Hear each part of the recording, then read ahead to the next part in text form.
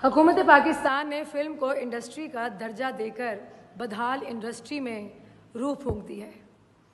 फनकारों की इंश्योरेंस बहुत अच्छा कदम है और दीगर इक़दाम से बहुत ज़्यादा बेहतरी और खुशहाली आएगी। पाकिस्तानी फिल्म इंडस्ट्री और सिनेमा तरक्की करेगा। मैं दिल की गहराइयों से वज़ीर आज़म शहबाज शरीफ साहब का शुक्रिया अदा करती हूँ।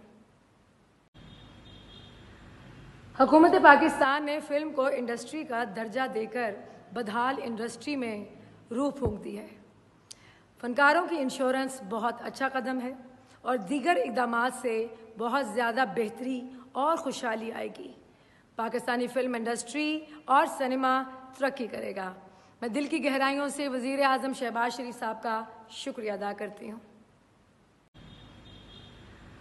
हुकूमत पाकिस्तान ने फिल्म को इंडस्ट्री का दर्जा देकर बदहाल इंडस्ट्री में रूह फूंक दी है। फनकारों की इंश्योरेंस बहुत अच्छा कदम है और दीगर इक़दाम से बहुत ज़्यादा बेहतरी और खुशहाली आएगी। पाकिस्तानी फिल्म इंडस्ट्री और सिनेमा तरक्की करेगा।